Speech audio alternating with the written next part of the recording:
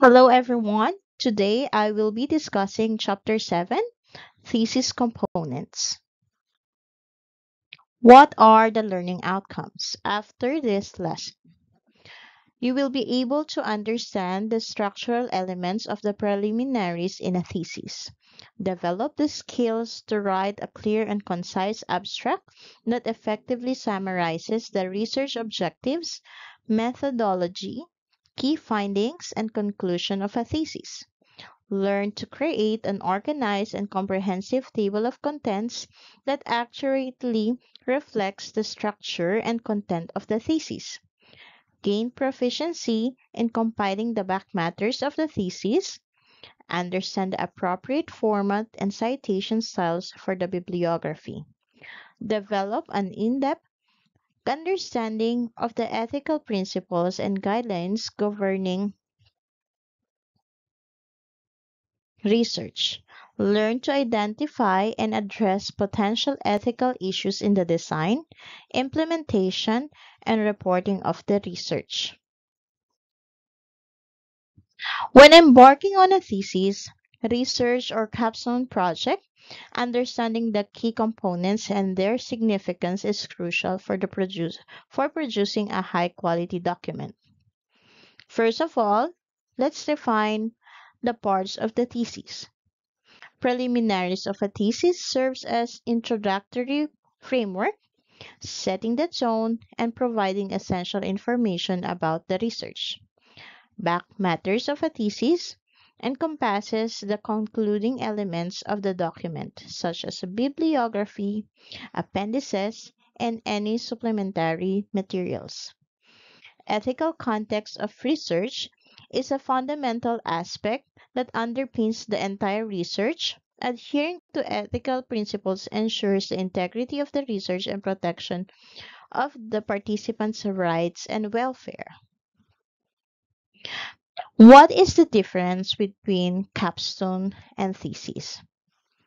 Capstone is a multi-layered project that serves as culminating academic experience for students, typically at the end of an academic program, while a thesis is a long research paper that typically serves as the final project for a university degree. Capstone might not be as scholarly as a thesis, and thesis is more scholarly in nature. Capstone can be done by high school students, college students, and etc.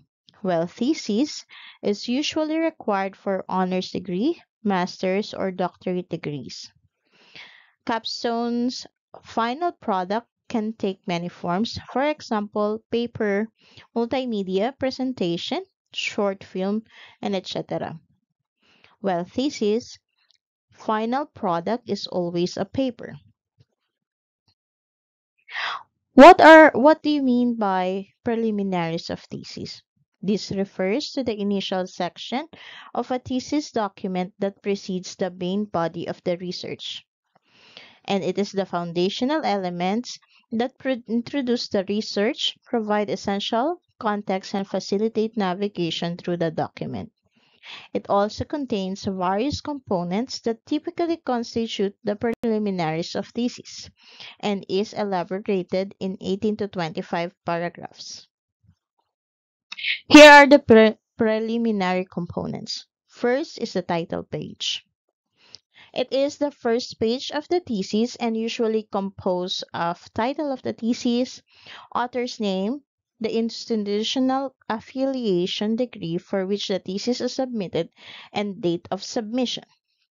A well-crafted title page not only introduces the research topic but also adheres to institutional formatting guidelines, ensuring a professional appearance. The second component is declaration or certification page, wherein the author affirms that the thesis is their original work and has not been submitted for any other degree. It also contains signature from the author and supervisors for authenticity of the certification. Next is the abstract. It is a concise summary of a thesis It is usually 150 to 300 words. It provides a brief overview of the research objectives, methodology, key findings, and conclusions. This abstract is crucial as it helps readers quickly ascertain the scope and significance of the study. Next component is acknowledgement. It allows the author to express gratitude to those who contributed to the completion of the completion of the thesis. This may include supervisors, advisors, funding bodies, colleagues, family, and friends. Next component is table of contents. It is an organized listing of the chapters, sections, and subsections in the thesis along with their corresponding page numbers. It is considered a clear roadmap of the structure. This section is essential for guiding readers through the document, providing a clear roadmap and facilitating easy navigation to specific sections. Next component is list of figures. If the thesis includes various figures such as graphs and charts, a list of figures is provided to help readers locate these visual aids. Next component, list of tables, which includes all tables presented in the thesis along with the titles and page numbers. This list aids in locating data tables that are critical for understanding the research finding and analysis. Next is list of abbreviation. Research often involves the use of numerous abbreviations and acronyms. The list of abbreviations provides a comprehensive reference for all the abbreviated terms used in the thesis, ensuring that readers can understand these terms without confusion. Next component is preface, where author provides a personal account of the journey, the motivation behind the study, and any significant experiences encountered. The preface sets the stage for the research, offering insights into the author's perspective and the context of the study. Next is dedication. This is an optional component where the author dedicates the thesis to individuals who have had significant impact on their academic journey. And last component is the foreword, which is typically written by someone other than the author, such as supervisor or an expert in the field. It provides an endorsement of the work, offering additional credibility and the context. The foreword can highlight the importance of the research and its contribution to the field. Here are other considerations in presenting the preliminaries of a thesis. First is the statement of the problems, which outlines the research problem or question that the thesis addresses. Other considerations are, first is the research objectives. This helps readers to understand the primary focus and intention of the research from the outset. Second is the significance of the study. This helps and justifies the relevance of the study and its contribution to the academic field or practical applications. Next consideration is scope, the limitations and limitations, which defines the boundaries of the study and acknowledges any constraints that may affect the interpretation of the findings. Ethical considerations. This section can address issues such as informed consent, confidentiality, and ethical treatment of participants. Organizational structure. This section outlines how the thesis is arranged, explaining the sequence of chapters and the rationale behind the organization. Hypotheses or research questions. This ensures that readers are aware of the specific questions the research aims to answer or the hypothesis it seeks to test. S- Next is citation and referencing style. This section ensures consistency and an adherence to academic standards. Next is formatting and typographical conventions. This section can include information on font styles, heading levels, and any specific formatting choices. And next is research timeline. This section can include key milestones and overall time frame for completing the research. Funding sponsorship acknowledgments. This section recognizes the contributions of funding bodies and sponsors. And last, accessibility statement. This section can address any measures taken to make the document accessible, such as alternative formats or accessible web version. Now let's discuss the back matter components. These components are essential components for providing supporting information, references, and additional materials that validate and enrich the research. First, references or bibliography. These are the list of all sources cited in the thesis, and proper citation ensures academic integrity, gives credit to the original authors, and allow readers to verify. Appendices contains supplementary material that supports the main text, and it contains signature from the author and supervisors for authenticity certification. Next is the glossary. Glossary lists of specialized terms and their definitions used within the thesis, and it ensures that all readers can understand the terms used in the thesis. Next is the index. Index is the alphabetical list of topics covered in the thesis along with the page numbers. This tool is particularly useful in lengthy documents, allowing readers to quickly locate information on specific subjects. Next is the author's publication, which highlights the author's contributions to the field and provides additional resources for interested readers. Curriculum vitae, or what we call CV, provides more detailed thanks and recognition to the individuals and institutions that supported the research.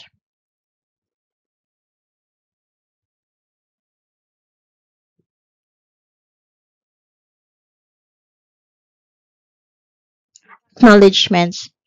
I have already mentioned this in the preliminary components, but acknowledgement in back matter components is usually an extension that allows the author to provide more detailed thanks and recognitions to individuals and institutions that supported the research. Next is funding and sponsorship details. It provides the details about the funding sources, grants, and sponsorships that made the research possible. Next is ethical approval. It confirms that the research was conducted following ethical standards and guidelines if the research involved human and animal subjects. Next is data management plan. It outlines how the research data were handled, and it ensures that the data are accessible and can be reused by other researchers and promoting data transparency. Next is supplemental materials, which includes multimedia files, software code, or other digital sources that provide further context or support for the research findings. And next is technical appendices. In technical research, appendices may include detailed technical information such as algorithms, code snippets, or detailed experimental setups that provide the technical depth required for replication or further exploration by other researchers. Next is raw data. It allows readers to see the unprocessed information that underpins the research findings. This transparency is crucial for validating the results and supporting further analysis. Methodological details. This might involve elaborate descriptions of procedures, protocols, or analytical techniques in the study. Next is supplementary analysis. It provides deeper insights and support the robustness of the research findings. If additional analyses were conducted that were not included in the main text, this can be presented in the back matters. Next is instrumentation details. This is a crucial for replicating experiments and understanding the technical aspects of the study. Consent forms. This is done to demonstrate compliance with ethical standards, and it ensures that participants were fully informed and consented to their involvement in the study. Next is survey instruments that allows readers to see the exact tools used to gather data and evaluate their design and content. Software and tools. If specific software or tools were developed or used in the research, detailed descriptions or user manuals can be included. Statistical tables. These provide the raw numbers and statistical calculation that underpin the research results. Extended literature review. This provides a more comprehensive overview of the existing research and contextual background. Next is the disclaimers and legal notices. This might involve intellectual property statements, disclaimers about the use of data, or other legal considerations. Now we go to ethical context of research, which is the paramount of ensuring integrity, credibility, and respect for all participants involved in the research process. First component is the informed consent, which involves clearly explaining the research purpose, procedures, risks, and benefits to potential participants, ensuring they understand and voluntarily agree to participate. Next is confidentiality and anonymity. Researchers must ensure that personal information is kept confidential and that participants' identities are not disclosed without their explicit consent. Next is avoiding harm. Researchers are ethically obliged to avoid causing physical, psychological, or emotional harm to participants. Ethical research prioritizes the well-being and safety of participants above all else. Ethical approval and review boards. Most institutions require researchers to obtain ethical approval from a review board before commencing study. It helps safeguard the rights and welfare of participants. Next is voluntary participation. Participation in research should always be voluntary, free from coercion or undue influence. Transparency and honesty. Researchers must present their data and results truthfully, acknowledging any limitations or biases. Respect for intellectual property. Researchers must respect the intellectual property rights of others by appropriately citing sources and obtaining permissions for the use of proprietary materials. Plagiarism and unauthorized use of copyrighted content undermine the integrity of research and violate ethical standards. Ethical data management includes secure data storage, accurate recording, and responsible sharing of data. Fairness and equity. Researchers should strive to avoid biases and ensure all participant groups are treated with respect and given equal opportunities to contribute to the study.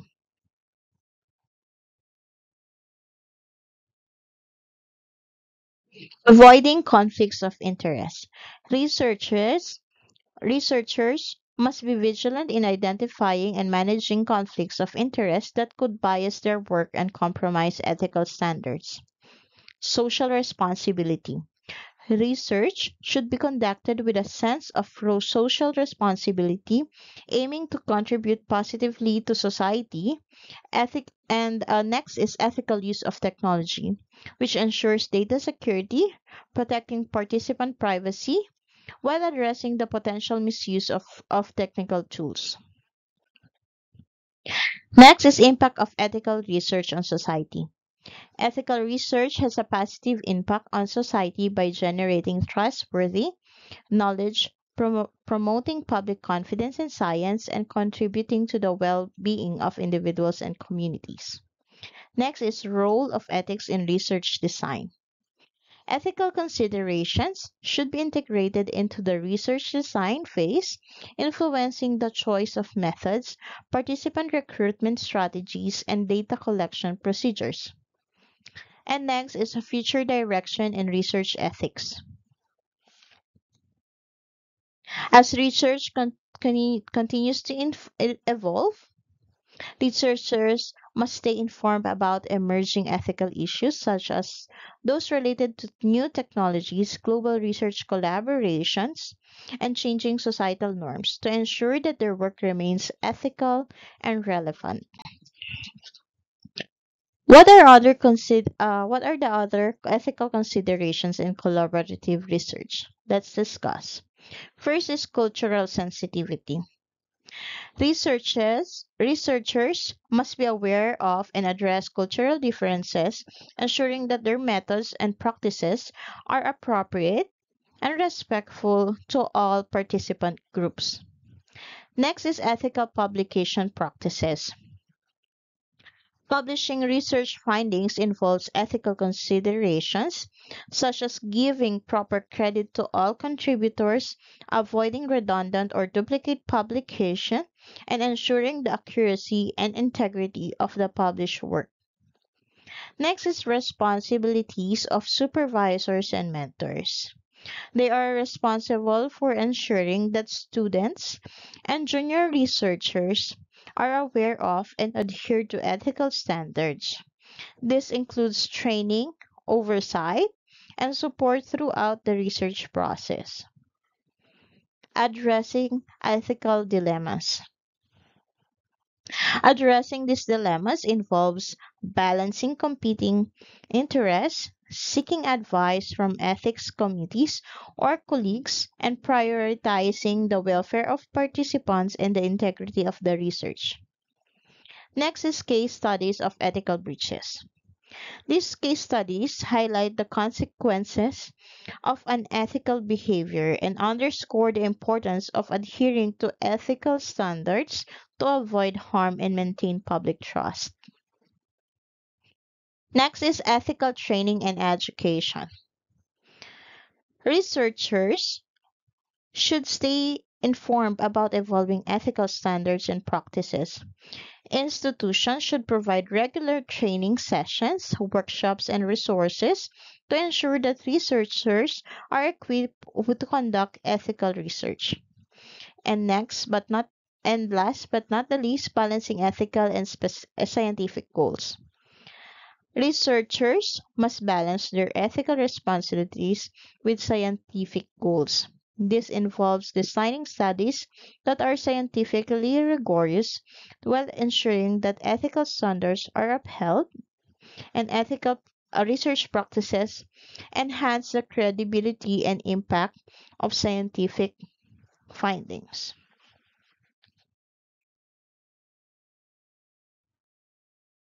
Thank you so much. This is the end of the discussion. Please be informed that the reference for this discussion is the book Advanced Research Methods by Dr. Marmelo V. Abante. Dr. Jesus P. Briones and Dr. Florinda Vigonte.